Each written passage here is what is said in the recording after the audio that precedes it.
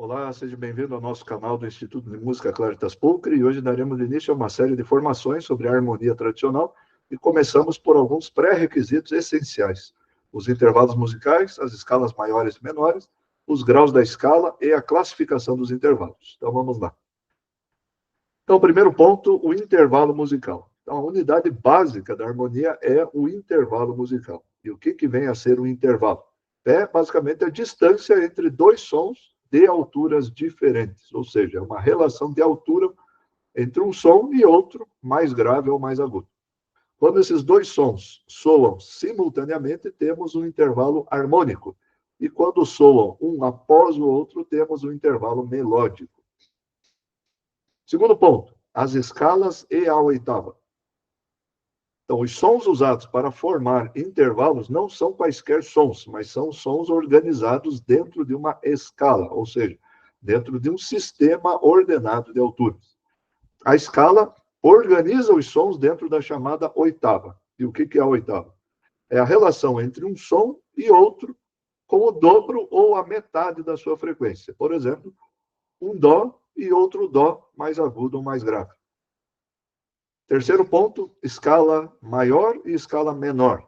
Então, para o estudo da harmonia, utilizamos, sobretudo, as duas escalas diatônicas de 7 notas, né, chamadas escala maior e escala menor. Então, praticamente toda a música escrita entre aproximadamente 1700 e 1900 se baseia nessas escalas. E a diferença entre a escala maior e a escala menor é a distribuição de tons e semitons dentro da oitava. Na escala maior, temos um semitom entre o terceiro e o quarto grau e outro semitom entre o sétimo e o oitavo grau. A escala menor, por sua vez, já é um assunto mais complexo, porque ela tem 3 diferentes tipos.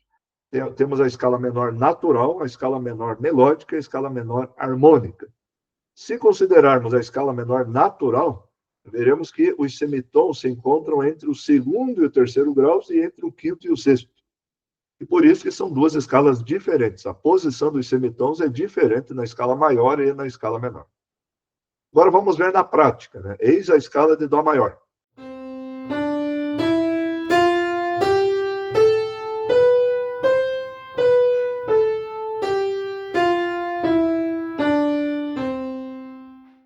E agora a escala de Dó menor natural, que apresenta Si bemol, Mi bemol e Lá bemol na sua armadura de clave.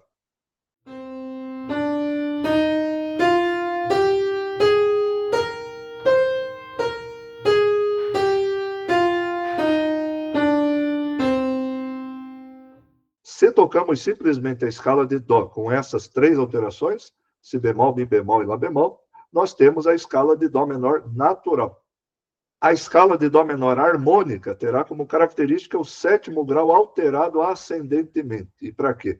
Para gerar uma maior tensão, uma tensão de semitom entre o 7º e o 8º grau. No nosso exemplo aqui de Dó menor, nós teríamos então o Si B quadro, né, o Si natural. E a escala de Dó menor melódica apresentará o 6º e o 7º grau alterados ascendentemente na subida, e na descida apresentará apenas as alterações que constam na armadura de clave.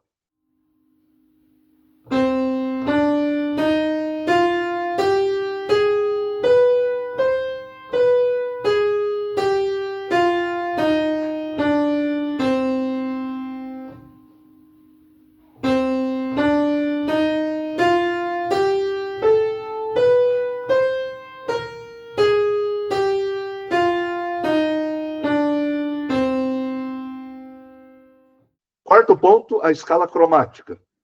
Então, se quisermos ainda resumir o quadro das notas musicais possíveis de formar intervalos musicais, podemos dizer que todas as possibilidades estão incluídas na nossa escala cromática, que é justamente uma sucessão de semitons. E o semitom, lembrando, né, na nossa música ocidental, é o menor intervalo musical possível. Então, se considerarmos, por exemplo, de um dó a outro dó, temos uma escala cromática com 12 notas diferentes. No piano, por exemplo, isso significa, né, todas as teclas dentro da oitava, as pretas e as brancas, né? Dó, dó sustenido, ré sustenido e assim por diante. Então, a escala cromática é o conjunto de notas possíveis na nossa música tonal. Quinto ponto, o círculo das quintas. O que é isso? Então, trata-se do seguinte: se eu começo a formar escalas maiores a partir de outras notas que não o dó, né, lembrando que a escala maior ela se caracteriza pelo semitom entre terceiro e quarto grau e entre sétimo e oitavo. Né? Pois bem, se eu começo a formar outras escalas maiores, né, a partir de outras notas, eu verei que se torna necessário começar a empregar alterações, sustenidos ou bemóis. Para quê? Para que se possa garantir a distribuição padrão de tons e semitons. E então eu verei que existe um padrão na ordem dos sustenidos e bemóis e as escalas que vão sendo formadas. Então, basicamente, há sempre uma relação de quinta, por isso que chamamos círculo das quintas. Então, como podemos ver nesse gráfico. Então, na escala de Dó maior, nós não temos alteração alguma. E se eu faço uma escala maior a partir do Sol, que é uma quinta acima do Dó, aí eu terei um sustenido, que é o Fá sustenido. Por quê? Porque eu preciso garantir que entre o sétimo grau e o oitavo grau exista um semitom. Então, eu preciso do Fá sustenido. Agora, se eu faço uma escala maior a partir do Fá, que é uma quinta abaixo do Dó, eu verei que eu preciso de um bemol. Eu preciso do si bemol. Por quê? Para garantir que entre o terceiro e o quarto grau eu tenha um semitom. E assim por diante. E mesmo as relações entre as alterações que vão aparecendo nas escalas é sempre a de intervalo de quinta. Então, por exemplo, o primeiro sustenido que aparece, né, na escala de Sol maior é o Fá sustenido. A escala que tem dois sustenidos, que é Ré maior, vai ter o Fá sustenido e o Dó sustenido, ou seja, tem uma relação de quinta. A escala que tem três sustenidos, que é Lá maior, vai ter o Fá sustenido, o Dó sustenido e o Sol sustenido, sempre relações de quinta. Então, o círculo das quintas representa, portanto, a lógica da formação das escalas com sustenidos e bemóis. Sexto ponto, os graus da escala. Então, as 7 notas que compõem a escala diatônica são chamadas de graus da escala. E costuma-se representar cada grau da escala com algarismos romanos, de 1 a 7. E também cada grau possui um nome, que se refere, de certa forma, à função que ele tem dentro daquela escala. Então, o primeiro grau nós chamamos de tônica, que é a nota básica. O segundo grau nós chamamos de supertônica, né, no sentido de nota que vem depois da tônica, supertônica. O terceiro grau nós chamamos de mediante. Por que mediante? Porque a nota a meio caminho entre a tônica e a dominante, que é o quinto grau. O quarto grau nós chamamos de subdominante. Por quê? Porque a nota em relação à tônica, a mesma distância para baixo que a dominante para cima. Nós temos o quinto grau, chamado dominante, que é a nota que é um elemento dominante dentro daquela tonalidade. Sexto grau nós chamamos de submediante, por quê? Porque está a meio caminho para baixo entre a tônica e a subdominante. E o sétimo grau nós chamamos de sensível, que é a nota com tendência melódica de subir a tônica. Quando a distância entre o sétimo e o oitavo grau é de um tom, nós chamamos de subtônica, e não de sensível. Sétimo ponto, a classificação dos intervalos. Então, um intervalo musical ele recebe sempre um nome. E esse nome ele consta de duas partes, um termo geral e outro específico. O nome geral é encontrado simplesmente contando-se as linhas e espaços do pentagrama, né, entre as duas notas que estamos considerando. Então, pode ser uníssono, pode ser segunda, terça, quarta, quinta, sexta, sétima, oitava, etc. E o nome específico é maior, menor, justo, aumentado ou diminuto. Existe uma regra que ajuda a determinar isso, né? Dadas duas notas que compõem o nosso intervalo, eu estabeleço uma escala maior que começa na nota mais grave. Então, imaginemos, por exemplo, que eu estou classificando o intervalo Mi bemol, Lá bemol, ascendente, né? O Mi bemol é mais grave que o Lá bemol. Pois bem, então eu considero uma escala maior que começa no Mi bemol, a nota mais grave, e será, obviamente, a própria escala de Mi bemol. Se a nota superior, que no nosso caso é o Lá bemol, coincide com uma nota da escala, então o intervalo é maior ou justo, né? Justo no caso de oitavas, quintas e quartas. Então, no nosso exemplo, o Lá bemol pertence à escala de Mi bemol maior. Logo, o intervalo Mi bemol, Lá bemol, ascendente, é uma quarta justa. E se a nota superior não coincide com a nota da escala? Então, temos o seguinte.